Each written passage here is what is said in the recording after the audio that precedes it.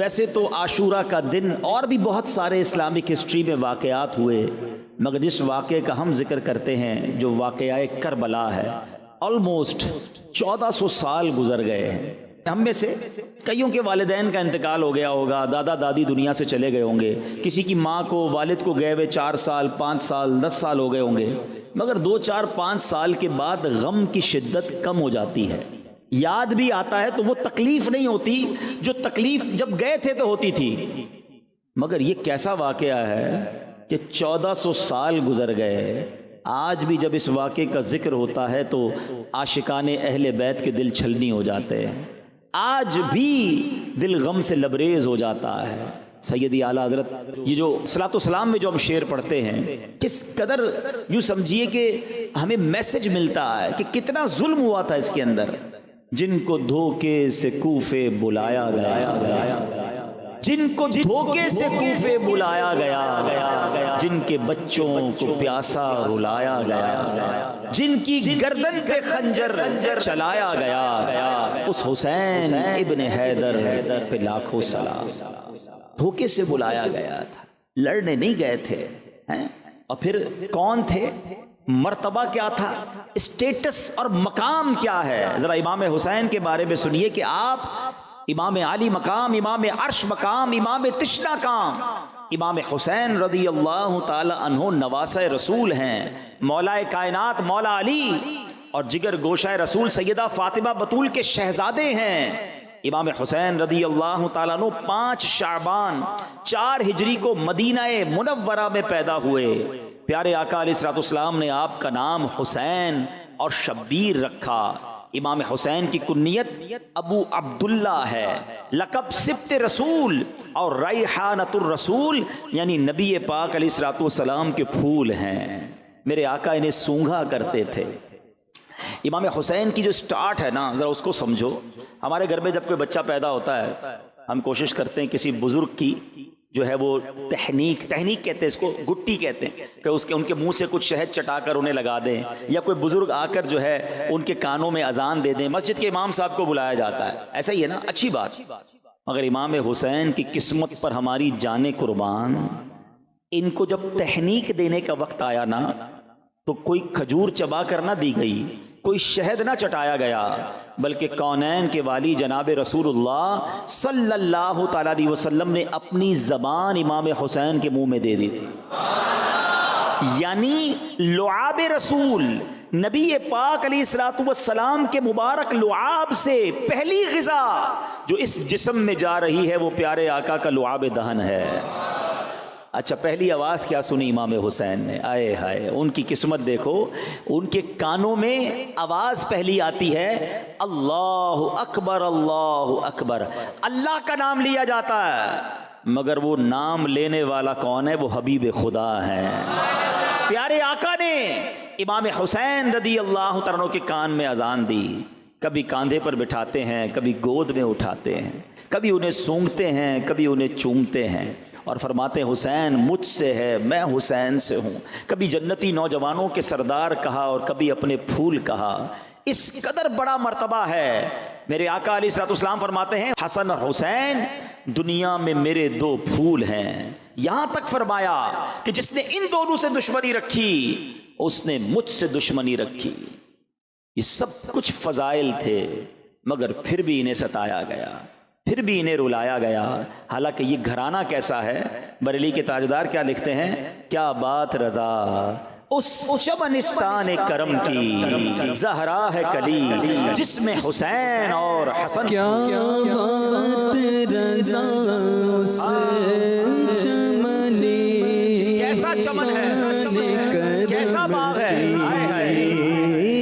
کیا بات رضا اس چمن تان کرم کی، زہرا ہے کلی جس میں، زہرا ہے کلی جس میں حسین اور حسن پھول، زہرا ہے کلی جس میں حسین اور حسن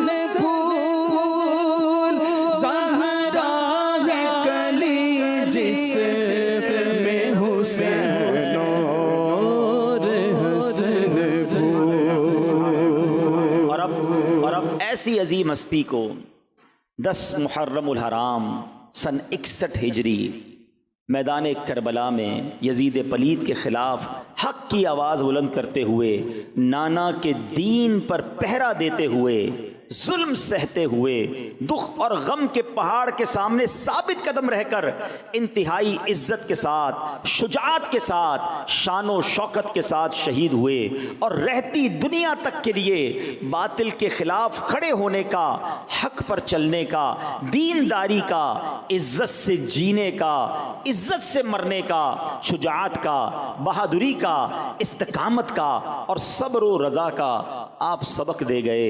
کیا خوب بات لکھتے ہیں شاعر، حسین ایک علامت ہے زندگی کے لیے، حسین ایک علامت ہے زندگی کے لیے، حسین عزم سفر ہے مسافری کے لیے، فطرت کی مصلحت کا اشارہ حسین ہے، قربانیوں کی آنکھ کا تارا حسین ہے، وہ اس لیے لڑے کہ ستم کو مٹا سکیں، پھر کیوں نہ ہم کہیں کہ ہمارا حسین ہے۔ کربلا کا واقعہ کئی بار سنا ہوگا اور سنتے رہتے ہیں۔ عاشورے کا دن آتا ہے، روزہ بھی رکھتے ہیں، لنگر بھی پکاتے ہیں، نیاز بھی کھاتے ہیں، نعرے بھی لگاتے ہیں۔ ابھی پڑھ رہے تھے میں تو پنجتن کا غلام ہوں، بہت اچھی بات ہے، کرتے رہنا چاہیے، مگر سوال یہ ہے کہ یہ کربلا کا واقعہ مجھے اور آپ کو پیغام کیا دیتا ہے؟ سیکھنا کیا ہے؟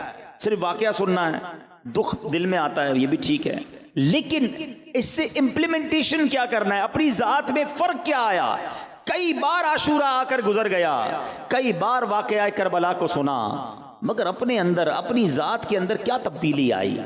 آج میں کچھ آپ کو واقعہ کربلا پیغام کیا دیتا ہے، what is the message of Karbala, یہ پیغام کیا دیتا ہے یہ واقعہ، اس بارے میں چند باتیں آپ کے سامنے پیش کرتا ہوں۔ سب سے پہلی بات، امام حسین رضی اللہ تعالی عنہ کی جب ولادت ہوئی نا، تو آپ کی ولادت کے ساتھ ہی یہ خبر بھی نبی پاک علیہ الصلوۃ والسلام کو دے دی گئی تھی کہ امام حسین کو شہید کیا جائے گا۔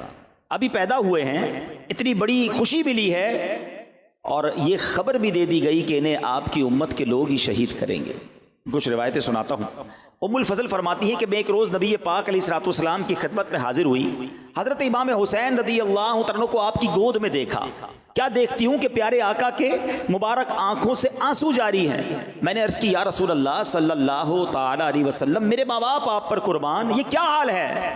فرمایا میرے پاس جبرائیل آئے اور انہوں نے یہ خبر دی کہ میری امت اس فرزند کو قتل کرے گی۔ میں نے کہا کیا اس کو؟